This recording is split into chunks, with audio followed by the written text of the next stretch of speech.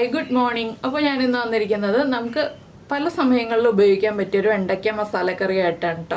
പല സമയങ്ങളിലെന്ന് പറഞ്ഞിട്ടുണ്ടെങ്കിൽ നമുക്ക് രാവിലെ ബ്രേക്ക്ഫാസ്റ്റിന് ഉപയോഗിക്കാം, അപ്പത്തിൻ്റെയും ചപ്പാത്തിയുടെയും ഒക്കെ കൂടെ. അതുപോലെ രാത്രി ഡിന്നറിന് ചപ്പാത്തി ആണെങ്കിൽ ആ ചപ്പാത്തിയുടെയും പൊറോട്ടയുടെയും ഒക്കെ കൂടെ യൂസ് ചെയ്യാം. പിന്നെ ഉച്ചയ്ക്ക് ലഞ്ചിന് ചോറിൻ്റെ കൂടെയും ഉപയോഗിക്കാം. അങ്ങനെ നമുക്ക് പല സമയങ്ങളിലും ഈ ഒരു കറി ഉണ്ടാക്കിയിട്ടുണ്ടെങ്കിൽ ഉപയോഗിക്കാവുന്നതാണ്.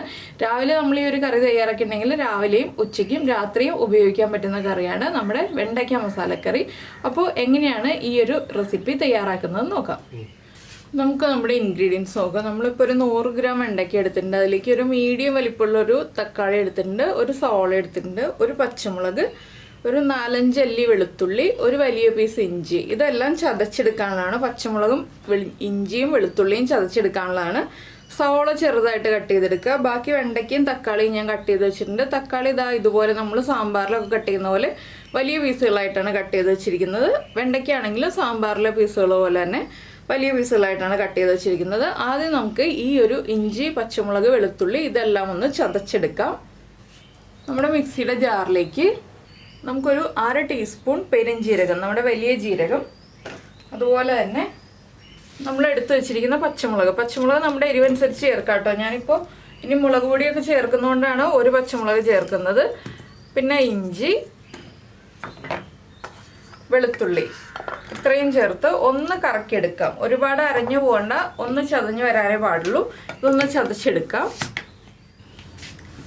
ഇപ്പോൾ നമ്മുടെ ഇഞ്ചി, പച്ചമുളക്, വെളുത്തുള്ളി, പെരിഞ്ജീരകം എല്ലാം ഒന്ന് ചതഞ്ഞ് വന്നിട്ടുണ്ട്. ഇത് മതി, ഇത് നമുക്ക് മാറ്റി വയ്ക്കാം. ഇനി സവോളയും കൂടി നമുക്ക് നീളത്തിൽ കനം കുറച്ച് മുറിച്ചെടുത്തിട്ട് നമുക്ക് കറി ഉണ്ടാക്കാൻ തുടങ്ങാം. അപ്പോൾ നമ്മുടെ പാൻ വെച്ചിട്ട് പാനിലേക്ക് നമുക്ക് വെളിച്ചെണ്ണയോ വെജിറ്റബിൾ ഓയിലോ ചേർക്കാം. ഞാനിപ്പോൾ വെളിച്ചെണ്ണയാണ് ചേർത്തിട്ടുള്ളത്. വെളിച്ചെണ്ണ ചൂടായി തുടങ്ങി. വളരെ കുറച്ച് വെളിച്ചെണ്ണ ഒഴിച്ചാൽ മതി കേട്ടോ. ഇനിയിപ്പോൾ നമ്മൾ കട്ട് ചെയ്ത് വെച്ചിരിക്കുന്ന വെണ്ടയ്ക്ക ചേർത്ത് ഒന്ന് വഴറ്റിയെടുക്കാം. ഒരുപാട് ഓവർ കുക്കായി പോകണ്ട, ഒന്ന് വഴറ്റിയെടുത്താൽ മതി. വെണ്ടയ്ക്കയുടെ ആ റോ ടേസ്റ്റ് ഒന്ന് മാറി വരുന്നത് വരെ 2-3 മിനിറ്റ് ഒന്ന് വഴറ്റിയെടുക്കുക. അതിന് ശേഷം വേണം നമുക്ക് ബാക്കിയുള്ള മസാല പ്രിപ്പയർ ചെയ്യാനായിട്ട്. പിന്നെ ഈ ഒരു കറിയിലേക്ക് നമുക്ക് ഗരം മസാല ചേർക്കാം, ഇല്ലെങ്കിൽ ചാട്ട് മസാല ഉണ്ടെങ്കിൽ ചാട്ട് മസാല ചേർക്കാം. ചാട്ട് മസാല ആണെങ്കിൽ കൂടുതൽ നന്നായിരിക്കും. അപ്പോൾ ഗരം മസാല അല്ല, ചാട്ട് മസാല ആണെങ്കിൽ ഉപ്പ് ചേർക്കുമ്പോൾ ശ്രദ്ധിക്കണം. ചാട്ട് മസാലയ്ക്ക് ഉപ്പുണ്ടാവും, അപ്പോൾ ചാട്ട് മസാല ചേർക്കുകയാണെങ്കിൽ ഉപ്പിൻ്റെ അളവ് ശ്രദ്ധിച്ച് ചേർക്കുക.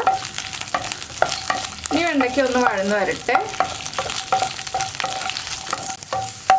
നമ്മുടെ വെണ്ടയ്ക്കൊക്കെ ഒന്ന് കുക്കായി വന്നിട്ടുണ്ട്. കളറൊന്നും മാറി തുടങ്ങിയിട്ടില്ല. കളർ മാറുന്നതിന് മുന്നേ തന്നെ നമുക്ക് ഈ വെണ്ടയ്ക്ക ഒരു പ്ലേറ്റിലേക്ക് മാറ്റാം.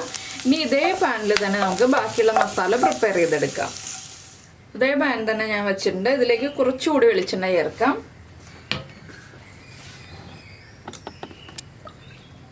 കുറച്ച് മതി. നമ്മളെല്ലാ ഇൻഗ്രീഡിയൻസും വളരെ ചെറിയ അളവിൽ ചേർക്കുന്നതുകൊണ്ട് വളരെ കുറച്ച് വെളിച്ചെണ്ണയെ ചേർത്തിട്ടുള്ളൂ. ഇതിലേക്ക് നമ്മൾ കട്ട് ചെയ്ത് വെച്ചിരിക്കുന്ന സവോള ചേർത്ത് കൊടുക്കാം. സവോള ചേർത്ത് ഒരു പകുതി വഴന്ന് വന്നതിന് ശേഷം മാത്രം നമ്മൾ ചതച്ച് വെച്ചിരിക്കുന്ന ഇഞ്ചിയും വെളുത്തുള്ളിയൊക്കെ ചേർക്കാം.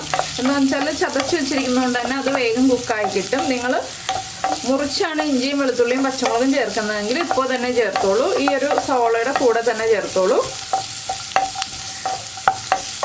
പിന്നെ സവോള ഒന്ന് ഹാഫ് കുക്കായി വരട്ടെ. അപ്പോൾ നമ്മുടെ സവോള ഹാഫ് കുക്കായി തുടങ്ങിയിട്ടുണ്ട്. നമ്മൾ ഇതുവരെ ഇതിലേക്ക് ഉപ്പ് ചേർത്തിട്ടില്ല. നമുക്കിപ്പോൾ ഉപ്പ് ചേർത്ത് കൊടുക്കാം. സവോളയ്ക്കും വെണ്ടയ്ക്കും എല്ലാം ആവശ്യമായിട്ടുള്ള ഉപ്പ് ചേർക്കാം. ഇനി നമുക്കിതിലേക്ക് നമ്മൾ ചതച്ച് വെച്ചിരിക്കുന്ന മസാലകൾ, നമ്മുടെ പച്ചമുളക്, വെളുത്തുള്ളി, ഇഞ്ചി ഇത്രയും ചേർത്ത് കൊടുക്കാം.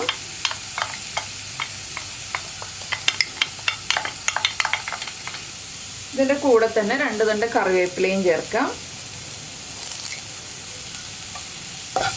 ഇനി ഇതെല്ലാം ചേർത്ത് ഈ പച്ചമുളകിൻ്റെയും വെളുത്തുള്ളിയുടെയും ഇഞ്ചിയുടെയും റോ ടേസ്റ്റ് മാറി വരുന്നത് വരെ ഒന്നുകൂടി ഒന്ന് ഇളക്കി കൊടുക്കുക. 1 മിനിറ്റ് ഒന്ന് ഇളക്കി കൊടുത്തിട്ടുണ്ടെങ്കിൽ പച്ചമുളകും ഇഞ്ചിയൊക്കെ ഒന്ന് കുക്കായി വരും. അതിന് ശേഷം വേണം നമുക്ക് നമ്മുടെ പൊടികൾ ചേർത്ത് കൊടുക്കാനായിട്ട്. അപ്പോൾ നിങ്ങൾ ഈ രീതിയിൽ വെണ്ടയ്ക്ക മസാല തയ്യാറാക്കിയിട്ടില്ലെങ്കിൽ ഈ രീതിയിൽ തയ്യാറാക്കി നോക്കൂ. ചപ്പാത്തിയുടെ കൂടെയും അപ്പത്തിൻ്റെ കൂടെയും ചോറിൻ്റെ കൂടെയും ഒക്കെ കഴിക്കാൻ പറ്റിയ നല്ലൊരു സൈഡ് ഡിഷാണ്. അപ്പോൾ നിങ്ങൾ എന്തായാലും ട്രൈ ചെയ്തിട്ട് ഫീഡ്ബാക്കൊക്കെ അറിയിക്കുക. അതുപോലെ തന്നെ നമ്മുടെ ചാനൽ ആദ്യമായിട്ടാണ് കാണുന്നതെന്നുണ്ടെങ്കിൽ നമ്മുടെ ചാനൽ ഇതുവരെ സബ്സ്ക്രൈബ് ചെയ്തിട്ടില്ല എന്നുണ്ടെങ്കിൽ ഒന്ന് സബ്സ്ക്രൈബ് ചെയ്ത് സപ്പോർട്ട് ചെയ്യണേ. സബ്സ്ക്രൈബ് ചെയ്യുന്നതിന് ഈ വീഡിയോയുടെ താഴെയുള്ള റെഡ് സബ്സ്ക്രൈബ് ബട്ടൺ ഒന്ന് ക്ലിക്ക് ചെയ്യുക. അതിൻ്റെ റൈറ്റ് സൈഡിലുള്ള ബെല്ലൈക്കണും ക്ലിക്ക് ചെയ്യുക. അപ്പോൾ ഓൾ എന്ന് പറഞ്ഞിട്ടൊരു ഓപ്ഷൻ കാണാം. ആ ഓളും കൂടി പ്രസ് ചെയ്തിട്ടുണ്ടെങ്കിൽ ഞാൻ എപ്പോഴും വീഡിയോ അപ്ലോഡ് ചെയ്യുമ്പോൾ നിങ്ങൾക്ക് നോട്ടിഫിക്കേഷൻ വരും. അപ്പോൾ ഇതാ നമ്മുടെ ഇഞ്ചിയും വെളുത്തുള്ളിയും പച്ചമുളകും ഒക്കെ ഒന്ന് കുക്കായി തുടങ്ങുന്നുണ്ട്. ഒരുപാട് അങ്ങോട്ട് മുരിഞ്ഞു പോകണ്ട കേട്ടോ, ഒന്ന് കുക്കായാൽ മതി. ബാക്കിയുള്ളത് നമ്മൾ മസാലകൾ കുക്ക് ചെയ്യുമ്പോൾ അതിൻ്റെ കൂടെ കുക്കായി വന്നോളും. ഇനി നമുക്കിതിലേക്ക് പൊടികൾ ചേർത്ത് കൊടുക്കാം. ഫ്ലെയിം കുറച്ച് വയ്ക്കാം. 1 ടീസ്പൂൺ മല്ലിപ്പൊടി, 1/2 ടീസ്പൂൺ മഞ്ഞൾപ്പൊടി, പിന്നെ പച്ചമുളകിൻ്റെ എരിവുണ്ട്. നമ്മൾ ചാട്ട് മസാല ചേർക്കുമ്പോൾ ആ ചാട്ട് മസാലയിൽ ചെറിയൊരു എരിവുണ്ട്. പിന്നെ ഞാൻ ചേർക്കുന്നത് നമ്മുടെ കാശ്മീരി ചില്ലി പൗഡറാണ്, 1.5 ടീസ്പൂൺ. കളറും ഉണ്ടാവും, നമുക്ക് നല്ലൊരു ചെറിയ എരിവും കിട്ടും, നല്ലൊരു കളറും കിട്ടും. അതിന് വേണ്ടിയിട്ടാണ് കാശ്മീരി ചില്ലി പൗഡർ ചേർക്കുന്നത്. നിങ്ങൾക്ക് വേണമെന്നുണ്ടെങ്കിൽ 3/4 ടീസ്പൂൺ കാശ്മീരി ചില്ലി പൗഡറും 3/4 ടീസ്പൂൺ എരിവുള്ള മുളക് പൊടിയും, നല്ല എരിവുള്ള കറി വേണമെന്നുണ്ടെങ്കിൽ അങ്ങനെ ചേർക്കാം കേട്ടോ. ഇപ്പോൾ എണ്ണ കുറവാണെന്നുണ്ടെങ്കിൽ നിങ്ങൾക്ക് എണ്ണ ചേർത്ത് കൊടുക്കാവുന്നതാണ്. ഞാൻ എണ്ണ ചേർക്കുന്നില്ല. ഈ സവോളയിലൊക്കെ ഉള്ള എണ്ണയിൽ ഈ ഒരു പൊടികൾ കുക്കായി വന്നോളും. ഈ പൊടികൾ കുക്കായി വരാനായിട്ട് നമുക്ക് 1 മിനിറ്റ് സമയം കൊടുക്കാം. 1 മിനിറ്റ് ഒന്ന് ഇതുപോലെ ഇളക്കി കൊടുത്തിട്ടുണ്ടെങ്കിൽ നമ്മുടെ പൊടികളൊക്കെ കുക്കായി വരും. അപ്പോൾ നമ്മുടെ പൊടികൾ ആഡ് ചെയ്യുന്ന കൂടെ തന്നെ ഇതിലേക്ക് ഒരു ടീസ്പൂൺ ചാട്ട് മസാലയും കൂടി ചേർക്കണം കേട്ടോ. ഞാനത് പറയാൻ വിട്ടുപോയി. 1 ടീസ്പൂൺ ചാട്ട് മസാല ചേർത്തിട്ടുണ്ട്. ഇനി ചാട്ട് മസാലയും കൂടി ചേർത്തിട്ട് നമുക്ക് 1 മിനിറ്റ് ഒന്ന് ഇളക്കി കൊടുക്കാം. ഞാനത് നേരത്തെ പറയാൻ വിട്ടുപോയതാണ്, അതുകൊണ്ടാണ് ഇപ്പോൾ ആഡ് ചെയ്ത് കാണിച്ചത്.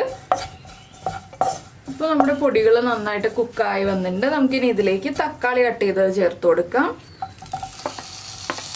തക്കാളി ചേർത്തിട്ട് നന്നായിട്ട് ഇളക്കി മിക്സ് ചെയ്യുക. ഇനി തക്കാളി ഒന്ന് കുക്കായി വരണം. തക്കാളി ചേർത്ത് കഴിഞ്ഞിട്ട് നമുക്ക് ഫ്ലെയിം കൂട്ടി വയ്ക്കാം. തക്കാളി ഒരുപാട് ഉടഞ്ഞു പോകണ്ട. നമ്മൾ ഗ്രേവി റെഡിയാക്കുമ്പോൾ തക്കാളി കുക്കായി വന്നോളും. തക്കാളി ഒന്ന് ചെറുതായിട്ടൊന്ന് കുക്കായി തുടങ്ങുമ്പോൾ നമുക്കിതിലേക്ക് ബാക്കിയുള്ള കാര്യങ്ങളൊക്കെ ആഡ് ചെയ്യാം. നമ്മുടെ തക്കാളി ചേർത്തിട്ട് 1 മിനിറ്റ് ഞാനൊന്ന് ഇളക്കി കൊടുത്തിട്ടുണ്ട്. ഇനി നമുക്ക് കുറച്ച് വെള്ളം ചേർത്ത് നമ്മുടെ മസാല ഒന്ന് കുക്ക് ചെയ്തെടുക്കാം. വെള്ളം ചേർത്ത് കഴിയുമ്പോൾ നന്നായിട്ട് മസാലകളൊക്കെ കുക്കായി വരും.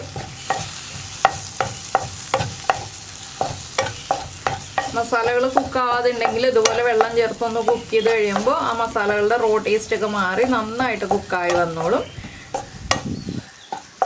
ഇതിൽ നിങ്ങൾക്ക് തക്കാളി കഷ്ണങ്ങൾ ഇതുപോലെ വേണ്ട എന്നുണ്ടെങ്കിൽ തക്കാളി മിക്സിയിലൊന്ന് കറക്കി എടുത്തിട്ട് ചേർക്കാം കേട്ടോ. അപ്പോൾ കുറച്ച് തിക്കായിട്ടുള്ള ഗ്രേവി ആയിട്ട് കിട്ടും. അല്ലാതെ ഇതുപോലെ തക്കാളി കാണണം എന്നുണ്ടെങ്കിൽ ഇതുപോലെ കട്ട് ചെയ്തിട്ട് ചേർക്കാം. 2 രീതിയിലും തക്കാളി ചേർത്ത് കൊടുക്കാം. ഇപ്പോൾ നമ്മൾ ആദ്യം ആഡ് ചെയ്ത വെള്ളമൊക്കെ വറ്റി വന്നിട്ടുണ്ട്. ഇനി നമുക്കിതിലേക്ക് ബാക്കി വെള്ളവും കൂടി ചേർത്ത് കുറച്ച് ഗ്രേവി ആക്കി എടുക്കാം. നമുക്ക് എത്രത്തോളം ഗ്രേവി വേണം എന്നുള്ളതനുസരിച്ച് വെള്ളം ചേർത്ത് കൊടുക്കാം. ഇപ്പോൾ ഞാൻ 1 കപ്പ് വെള്ളമാണ് ആകെ ആഡ് ചെയ്യുന്നത്. ഇതിലേക്ക് നമുക്ക് നമ്മൾ വഴറ്റി വെച്ചിരിക്കുന്ന വെണ്ടയ്ക്കയും കൂടി ചേർത്ത് കുക്ക് ചെയ്തെടുക്കാം. ഇനി വെണ്ടയ്ക്കയും തക്കാളിയും എല്ലാം ചേർന്ന് നന്നായിട്ട് കുക്കായി വരട്ടെ. തക്കാളിയുടെ തൊലിയൊക്കെ ഒന്ന് വിട്ട് വരുന്ന പാകത്തിൽ നമ്മൾ കുക്ക് ചെയ്തെടുക്കണം. തക്കാളി ഒരുപാട് ഉടഞ്ഞു പോകരുത്. ഈ രീതിയിൽ ചെയ്യുമ്പോൾ നിങ്ങൾ തക്കാളി അരച്ച് ചേർക്കുകയാണെങ്കിൽ അങ്ങനെ ചേർക്കാം. ഇല്ലാന്നുണ്ടെങ്കിൽ തക്കാളി ഒരുപാട് ഉടഞ്ഞു പോകാത്ത രീതിയിൽ എടുക്കാം. അപ്പോൾ ഞാൻ തക്കാളി ഉടഞ്ഞു പോകാത്ത രീതിയിലാണ് കേട്ടോ കറി എടുക്കുന്നത്. ഇനിയിപ്പോൾ നമ്മുടെ കറി ഒന്ന് തിളച്ച് തുടങ്ങട്ടെ. അതിനുശേഷം നമുക്ക് 1-2 കാര്യങ്ങളും കൂടി നമ്മുടെ ഈ കറിയിലേക്ക് ആഡ് ചെയ്യാനുണ്ട്. അപ്പോൾ കറി തിളയ്ക്കുന്നത് വരെ നമുക്ക് വെയിറ്റ് ചെയ്യാം. അപ്പോൾ നമ്മുടെ ഗ്രേവിയൊക്കെ വറ്റി വെണ്ടയ്ക്കയും തക്കാളിയൊക്കെ ഒന്ന് കുക്കായി വന്നിട്ടുണ്ട്. ഇനി നമുക്കിതിലേക്ക് നമ്മുടെ എരിവും അതുപോലെ തന്നെ തക്കാളിയുടെ പുളിയും ഒക്കെ ഒന്ന് ബാലൻസ് ചെയ്യാനായിട്ട് 1 പിഞ്ച് പഞ്ചസാര ചേർത്ത് കൊടുക്കാം. 1 പിഞ്ച് മതി കേട്ടോ, ഒരുപാട് പഞ്ചസാര വേണ്ട. പഞ്ചസാര ചേർത്ത് ഒന്ന് മിക്സ് ചെയ്തതിന് ശേഷം നമുക്ക് ഫ്ലെയിം ഓഫ് ചെയ്യാം. ഫ്ലെയിം ഓഫ് ചെയ്തിട്ട് ഇതിലേക്ക് ഒരു 1/2 കപ്പ് നല്ല കട്ടി തേങ്ങാപ്പാൽ ചേർത്ത് കൊടുക്കാം. തേങ്ങാപ്പാൽ ചേർത്താലാണ് നമ്മുടെ വെണ്ടയ്ക്ക മസാല പെർഫെക്റ്റ് ആവുക. നല്ല കട്ടിയുള്ള തേങ്ങാപ്പാലായിരിക്കണം. ഇത് ഞാൻ പറഞ്ഞില്ലേ, ഒരുപാട് ഗ്രേവി ഉള്ള റെസിപ്പി അല്ല. അപ്പോൾ ഈ തേങ്ങാപ്പാലിൻ്റെ ഗ്രേവിയാണ് ഇതിന് മെയിനായിട്ട് ഉണ്ടാവുക. നമ്മൾ ആദ്യം ഒഴിച്ച 1 കപ്പ് വെള്ളം ഇതിൽ വറ്റി കഴിഞ്ഞല്ലോ. പിന്നെ ഈ ഒരു തേങ്ങാപ്പാലിൻ്റെ ഗ്രേവിയിലാണ് ഈ ഒരു ടേസ്റ്റ് ഇരിക്കുന്നത്. ഫ്ലെയിം ഓഫ് ചെയ്തിട്ട് മാത്രം തേങ്ങാപ്പാൽ ചേർക്കുക. ഇനി ഒന്ന് ഇളക്കി മിക്സ് ചെയ്യുക. ഉപ്പൊക്കെ ചെക്ക് ചെയ്യുക. ഉപ്പ് കുറവാണെങ്കിൽ ഈ ഒരു സ്റ്റേജിൽ ഉപ്പ് ചേർത്ത് കൊടുക്കുക. എരിവും ബാക്കി പുളിയൊക്കെ കറക്റ്റ് ആയിരിക്കും. തക്കാളിയുടെ പുളി ഉണ്ടാവും ചെറുതായിട്ട്, എരിവൊക്കെ കറക്റ്റ് ആയിരിക്കും. അപ്പോൾ എല്ലാവരും ഈ ഒരു റെസിപ്പി ട്രൈ ചെയ്ത് നോക്കിയിട്ട് ഇഷ്ടമായി കഴിഞ്ഞിട്ടുണ്ടെങ്കിൽ ഒന്ന് ലൈക്ക് ചെയ്യാൻ മറന്നു പോകരുത്. അതുപോലെ നിങ്ങളുടെ അഭിപ്രായങ്ങളൊക്കെ കമൻറ്റ് ചെയ്യാനും മറന്നു പോകരുത്. ഇനി ലാസ്റ്റായിട്ട് നമുക്ക് ഒരു തണ്ട് കറിവേപ്പിലയും കൂടി ചേർത്ത് കൊടുക്കാം.